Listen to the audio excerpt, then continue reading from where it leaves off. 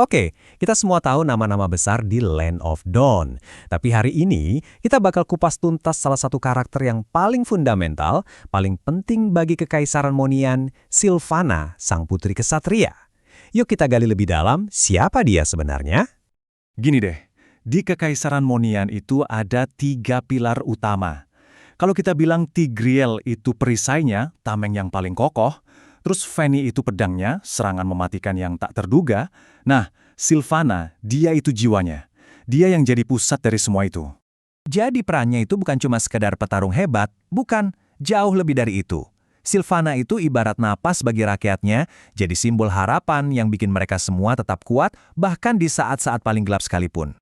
Tapi, pernah nggak sih kalian bertanya-tanya, sebelum jadi sekuat dan sehebat ini, siapa Sylvana sebenarnya?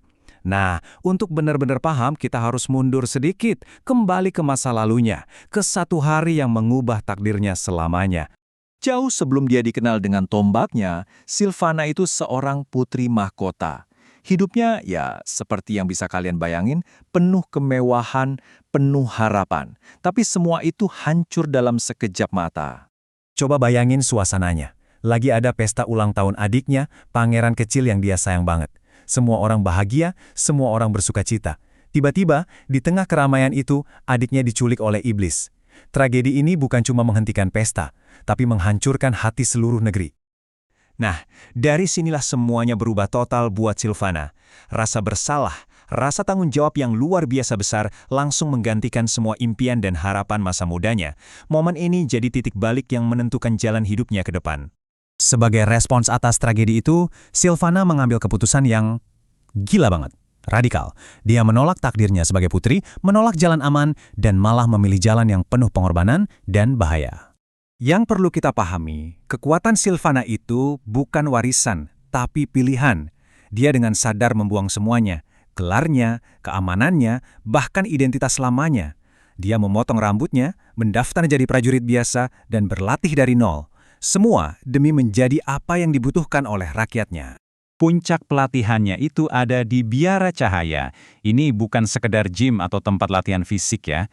Ini tempat suci di mana jiwa dan tekadnya diuji habis-habisan sampai ke batas kemampuannya. Dan di sanalah pembuktiannya. Tombak cahaya, senjata legendaris yang katanya cuma bisa diangkat oleh orang yang hatinya benar-benar murni, memilihnya. Ini jadi bukti nyata kalau keberanian dan niat tulusnya itu gak ada tandingannya. Oke, setelah dapat kekuatan, apa Sylvana santai-santai di istana? Tentu tidak. Dia langsung turun ke medan perang. Dan disinilah dia membuktikan kalau dia bukan cuma kesatria hebat, tapi juga seorang komandan yang luar biasa. Bahkan seorang Tigreal, kesatria terhebat dari keluarga militer paling disegani, itu hormat banget sama dia. Kenapa? Karena Sylvana nggak pernah cuma kasih perintah dari belakang. Dia selalu ada di paling depan, bertarung bahu-membahu bareng pasukannya. Menarik banget kalau kita bandingin gaya bertarungnya sama Fanny. Kalau Fanny itu kan keajaiban teknologi, dengan kabel-kabelnya yang canggih. Nah, Sylvian ini beda total. Dia itu perwujudan kekuatan sihir cahaya murni, kekuatan sakral. Skill andalannya, Imperial Justice, itu benar-benar mencerminkan misinya. Dia menciptakan sebuah lingkaran suci yang mengurung musuhnya. Secara harfiah, dia membawa keadilan ke medan perang dan memastikan nggak ada kejahatan yang bisa kabur. Kalimat ini bukan sekedar kata-kata mutiara loh, ada ceritanya. Waktu ibu kota hampir hancur dan para prajurit udah putus asa, teriakan Sylvana inilah yang membakar lagi semangat mereka.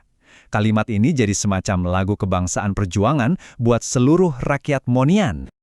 Tapi, di balik semua kegagahan, di balik citra pemimpin yang kuat itu, ada satu lapisan lagi yang paling dalam, yang paling personal. Sebuah beban rahasia yang dia pikul sendirian. Jadi, apa sih sebenarnya yang mendorong sang putri kesatria ini setiap kali dia berhadapan dengan pasukan abis? Jawabannya ada di sebuah misi pribadi yang gak pernah dia ceritakan ke siapapun. Ini dia kebenarannya. Setiap kali Sylvana bertempur melawan abis, itu bukan cuma soal melindungi kekaisaran.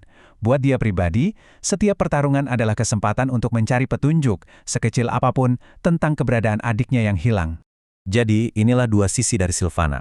Di depan publik, dia adalah pilar kekuatan yang gak bisa goyah. Tapi saat sendirian, di balkon istananya, dia hanyalah seorang kakak yang patah hati, menatap ke arah abis dengan penuh kerinduan dan kesedihan. Pada akhirnya, kisah Sylvana itu adalah tentang pengorbanan. Dia mengorbankan masa mudanya, gelarnya, kebahagiaan pribadinya, semuanya demi satu tujuan, menebus tragedi di masa lalu yang merenggut orang yang paling dia sayangi. Jadi, pertanyaan yang tersisa untuk kita semua, apakah pencariannya ini akan pernah ada akhirnya? Kisah Silvana ini jadi pengingat kalau pahlawan terkuat itu seringkali lahir dari luka yang paling dalam. Seorang kakak, seorang pemimpin yang terikat pada sebuah pencarian tanpa akhir.